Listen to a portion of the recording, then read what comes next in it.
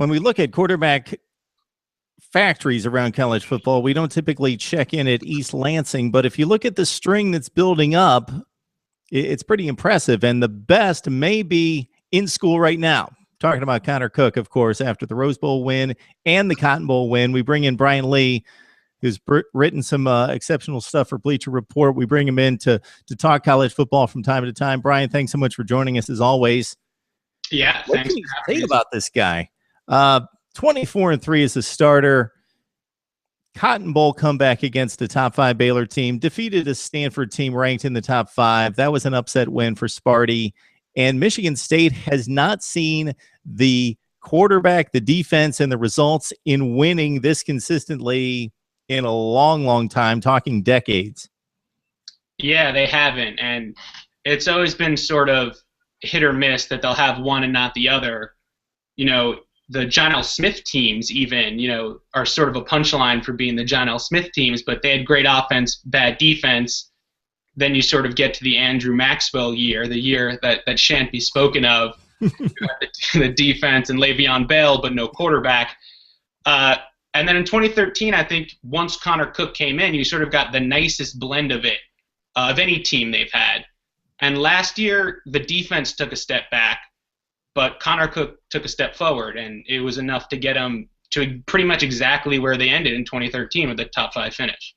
Brian, I'm sorry. I'm going to do the unspeakable. I'm going to bring up the Andrew Maxwell year because there was a quarterback battle there, and Michigan State, of course, coming off a very impressive 10-win season, maybe 11 wins, 10 wins, barely lost the Big Ten championship game, defeated Georgia. Quarterback situation. Then they get into this season where they got the really good defense. They keep losing these really close games. Connor Cook gets in against TCU in the Buffalo Wild Wings Bowl, pulls off the win, leads like an 80-some-yard drive. They kick the field goal to win the game. Then we've got another battle ensuing going into the next season. Connor Cook actually states in the one loss against Notre Dame when we didn't know how good Michigan State was going to be, hey, if I would have been in there, we would have won this football game. He takes the reins. He's a game manager for several weeks, but they kind of progressively give him the keys to the deal, and he really shines against Ohio State and Stanford. Yeah, it's so cliched that I don't even want to say it, but some guys are just better when the lights are on. And there's no other plausible way to explain how Andrew Maxwell beat Connor Cook twice in quarterback competitions. But it's the truth. He's good when he gets on the field. And you can see some of the cracks on occasion.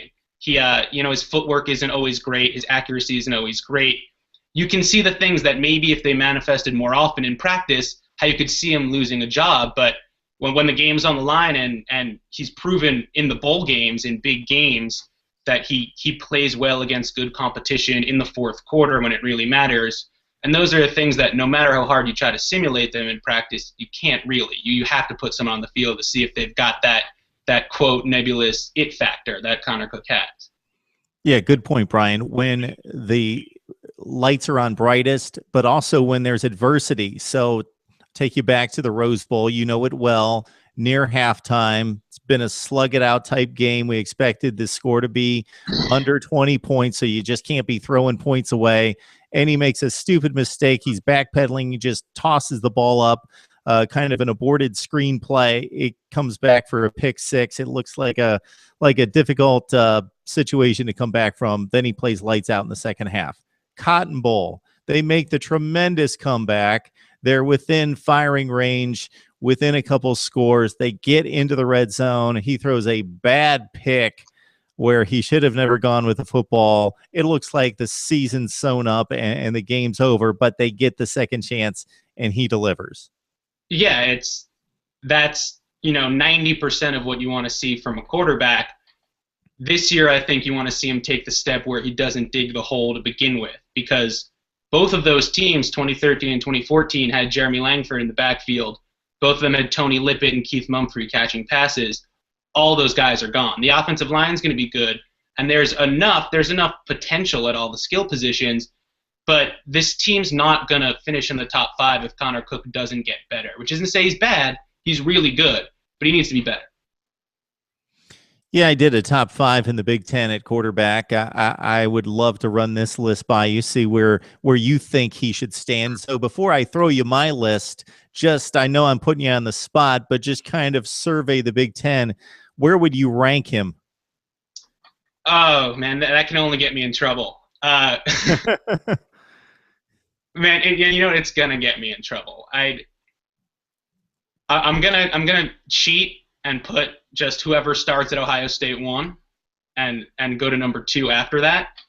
But even after last year, I think I'd take Christian Hackenberg over Connor Cook. That offensive line was a nightmare, and just mechanically, Hackenberg is more advanced than Cook is. But I think Cook's a solid number 3, and that group of 3 is so far astronomically far ahead of everyone else, in my opinion. Unless I'm forgetting someone off the top of my head. I tell you, Brian, this is why we have you on, because you're not just saying wins, stats. Well, Connor Cook's way better than Christian Hackenberg. There was a lot going against Christian Hackenberg, and he did play poorly at times, but I think it was one of those deals when a quarterback doesn't have confidence in his offensive line, then whole difficult things happen after that. I went Cardell Jones 5, Christian Hackenberg 4, Connor Cook 3, Braxton Miller 2, JT Barrett 1, considering everybody healthy. That was my top 5. That's what I threw out there. That was the thought. That's definitely fair. I'll toss in just the wild card to watch for if you don't want to keep 3 Ohio State guys in there. And we're going to deviate from Michigan State a little bit. Keep an eye on Wes Lunt at Illinois. He can really throw. He played at Oklahoma State when he was a freshman. He got hurt last year, but their great receiver, Mikey Dudek, tore his ACL, which is such a shame, but he can really play. And I think he'll at least toss his name sort of in there at some point this season. Yeah, I think he's supposed to be back about halfway through the season. 76 catches. Yeah, he was really fun to watch.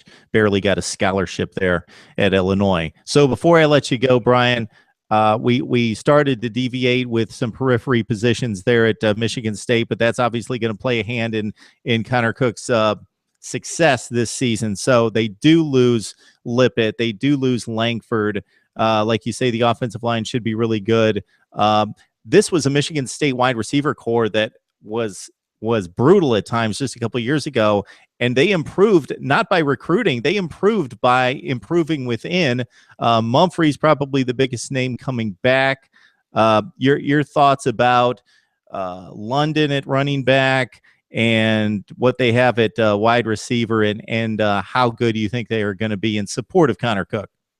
Yeah, they lose. I think Mumphrey actually left, and I think maybe got drafted ahead of Tony Lippett in the draft. So it's 2 drafted wide receivers they lost, along with Langford, a drafted running back. And you're right, it's at receiver they can't do it with recruiting yet. The class coming in next year is loaded at wide receiver. This year they're going to have to do it from within once again. The big name is Aaron Burbridge. He's a big-time recruit a while back who I think it's fair to say has been a pretty big bust in East Lansing, but he came on strong at the end of last year. He's got the talent, as does D'Anthony Arnett, a kid who transferred from Tennessee, is also underachieved, but was also a blue chip kid. Burbridge is being counted on a lot more than Arnett. Arnett's still sort of a dark horse. Anything they get from him, they're playing with house money. But McGarrett Kings and R.J. Shelton are a couple good proven slot guys. A.J. Troop, Monty Medeiros are a couple big outside guys that they like. It's not going to be a sexy wide receiver core. It's not going to be Lippett and Mumphrey, which even that wasn't that sexy. It was Big Ten sexy, but not really sexy. It'll be more by committee, and it'll put more on the shoulders of Cook. Good stuff. Mark Dantonio will run the football as much as he possibly can, but he has loosened up and knows that the passing game is essential. 22 touchdowns, 6 picks for Mr. Connor Cook 2 years ago, 24-8 last season. And again, we mentioned the record at 24-3, just about as good as anywhere in college football. Brian Leigh has written some great stuff for Bleacher Report. Brian, we appreciate the time. Yeah, appreciate you having me.